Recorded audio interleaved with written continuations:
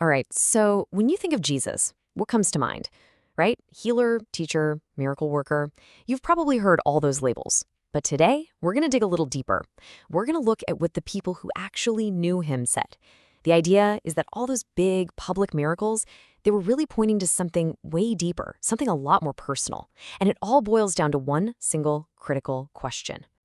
But before we get to that, let me ask you something. A little thought experiment here. Imagine the clock is ticking, like for real. You've got exactly 30 seconds left to live. What do? What's the one thing that matters most in that moment? A final text? A last thought? I mean, it's pretty high stakes, right? Because a question like that cuts through all the noise and gets right to the heart of what's actually important. So the whole argument we're exploring today is this. The most critical, life or death, 30 seconds left important thing you can ever settle is your answer to this question. Who is Jesus?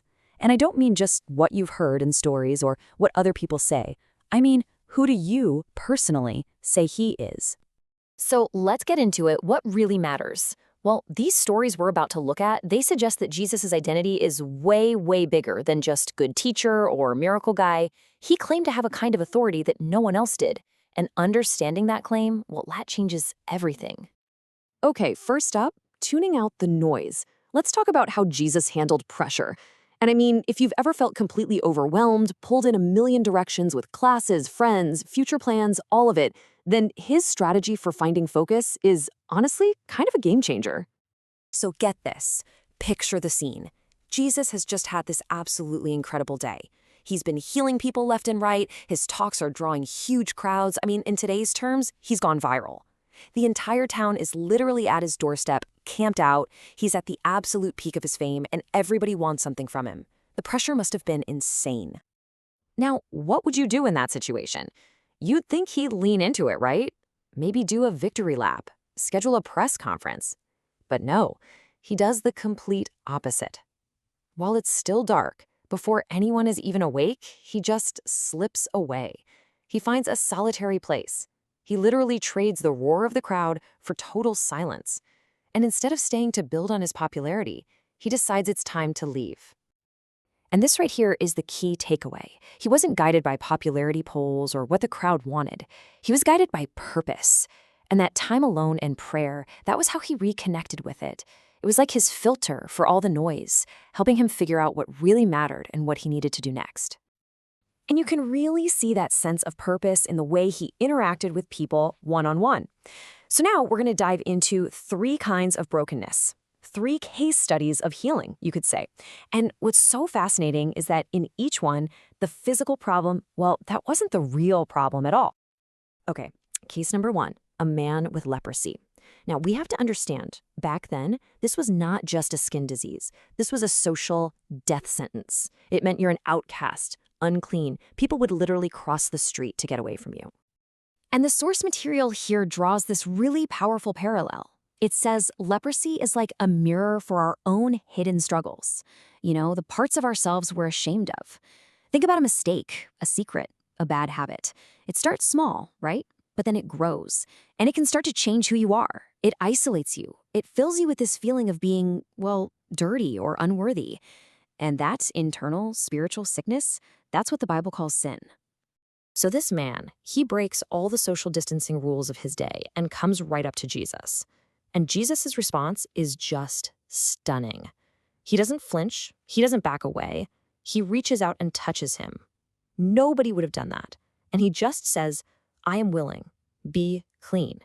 He moves towards the thing everyone else runs from. That's a compassion that heals way more than just skin. It heals shame. All right, on to case number 2, the paralyzed man. And the story here is just wild. His friends are so determined to get him to Jesus that they climb up on a roof, tear a hole in it, and lower their friend down right in front of him. Talk about good friends.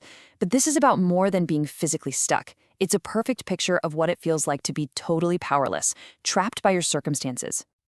So again, we see this mirror effect. The physical paralysis points to a deeper spiritual paralysis. You know that feeling of being mentally stuck? Maybe blaming God, blaming your situation, just letting despair keep you from taking any steps forward. For this guy, his legs weren't his biggest problem. And just watch how Jesus handles this. He sees the guy on the mat, and he looks right past the obvious physical problem. And he says something that must have shocked everyone in the room. "Son, your sins are forgiven." He didn't fix the legs first. He went straight for the root of the problem, because he knew the man's deepest paralysis wasn't in his body. It was in his soul. Okay, and for our final case study, we meet a guy named Levi. Now, Levi is the total opposite of the paralyzed man. He is a go-getter, he's ambitious, he's making bank. He's a tax collector. And that meant he was working for the enemy, the Roman government, and getting rich by taking money from his own people. He was seen as a traitor. So Levi's story is a mirror for what we could call misplaced ambition. He's chasing all the things the world tells you to chase: money, success, status. He's probably living that work hard, play hard life, but it's all built on a foundation that's ultimately empty. It's that classic story of climbing the ladder of success only to get to the top and realize it was leaning against the wrong wall. And then Jesus just walks up to him, right there at his tax collection booth in the middle of a workday, and says two simple words: "Follow me." That's it. It's this incredibly direct and powerful invitation to just leave it all, to walk away from that whole empty life and find a completely new purpose, a new identity. So think about it. We have a social outcast, a man who's physically helpless, and a successful guy who's morally corrupt, a leper, a paralytic, a tax collector. What's the common thread here? Well, this is where we get to the real diagnosis. In every single one of these stories, Jesus looked right past the obvious problem. He saw through the disease to the shame. He saw through the paralysis to the hopelessness. He saw through the success to the emptiness. He was consistently treating a much, much deeper sickness than the one you could see on the surface. And then he just comes right out and says it.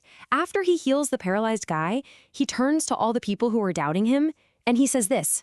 Basically, "I did the physical healing so you would know that I have the authority to do the spiritual healing." This is like the thesis statement for his whole mission. He's not just claiming to be a great teacher or healer. He's claiming the authority to forgive sins. And that's something only God could do. And that's why the term divine doctor makes so much sense here.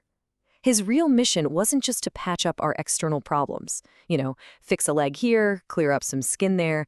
It was to heal the core spiritual sickness that we all have, the sin that shows up in our lives as shame, as that feeling of being stuck, or as a life spent chasing empty things. So what does all this mean for you and me right now? Well, it's not just interesting information. It's actually an invitation.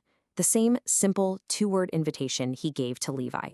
And these stories basically give us a roadmap, a three-step plan. Number 1, come boldly. Just like the leper did, don't let your shame or your fear or your mess keep you away.